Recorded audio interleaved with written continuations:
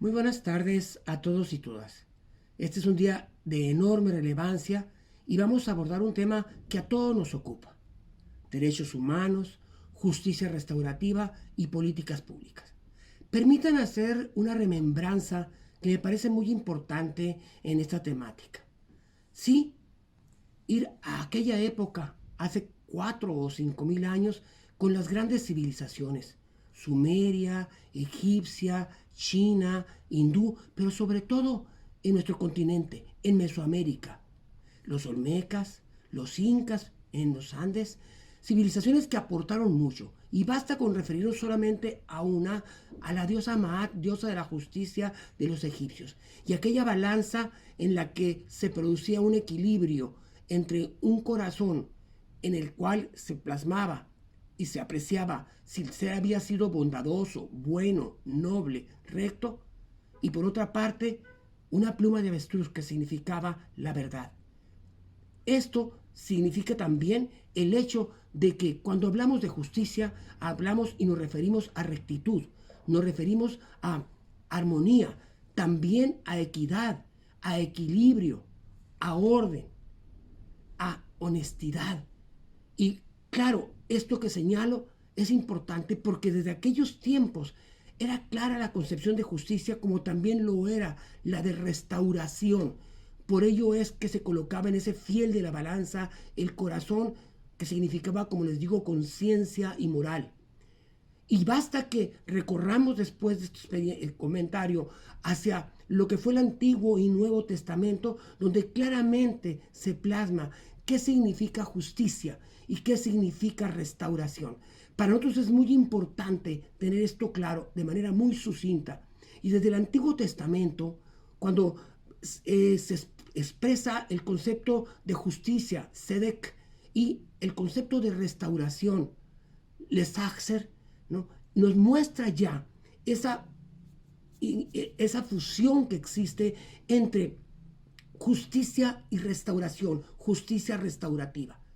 Es precisamente en esta obra sagrada, el Antiguo Testamento, pero sobre todo en el Nuevo Testamento, donde aparece con toda su fuerza precisamente la restauración, la justicia restaurativa. Y la justicia restaurativa en todos los contextos: una justicia que sana, una justicia que nos permite a nosotros poder superar condiciones de dolor que se generan con frecuencia. Bien, rápido saltemos ahora a la época de la Ilustración, un periodo importantísimo porque sienta las bases para los derechos humanos. Basta señalar que en 1776, en 1789, se crean las condiciones para convertir incluso en derecho positivo los derechos naturales, catalogados como inherentes al ser humano, que no son por naturaleza dados. Y en ese sentido estamos hablando de que la justicia, la libertad, la igualdad, la seguridad no son dadas por el solo hecho de ser humanos. Y aquí viene un punto muy importante. Aparece en esos tiempos en los derechos humanos de primera generación. Luego, en 1948, aparecen derechos humanos de segunda generación.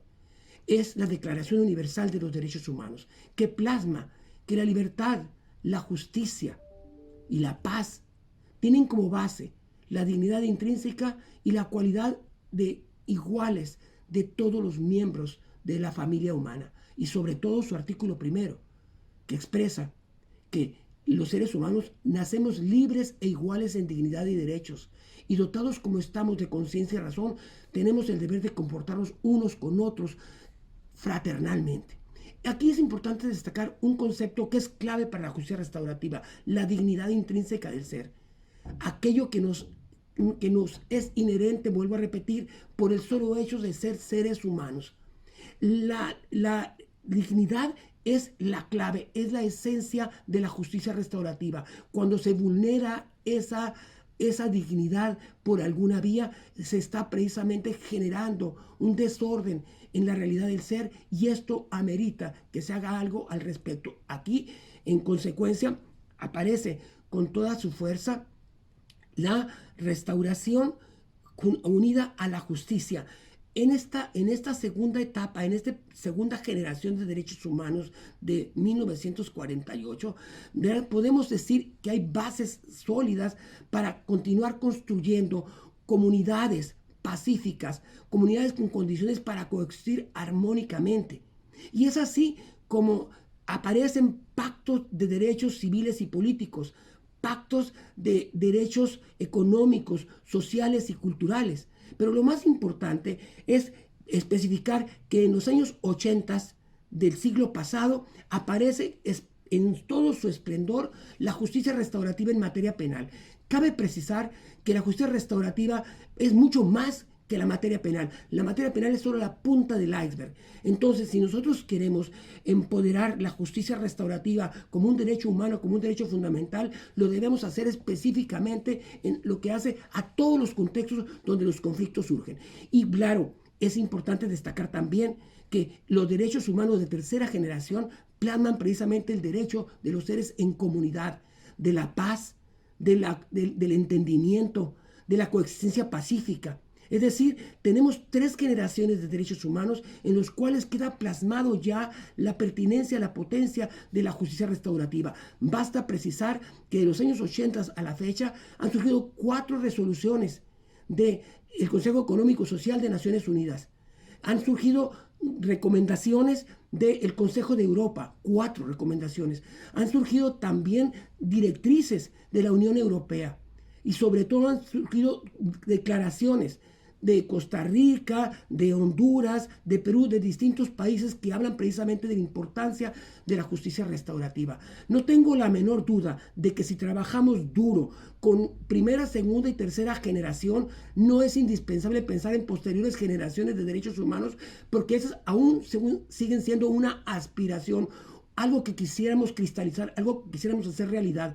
En ese contexto, trabajando en sinergia, todos nosotros intentando crear las condiciones para que ya la justicia restaurativa que está inmersa en los derechos humanos, el año 2000 Kofi Annan, en el contexto del 10º Congreso Internacional de Prevención del Delito y Tratamiento de los Delincuentes, señaló: nace un nuevo sistema de justicia penal en el mundo, la justicia restaurativa.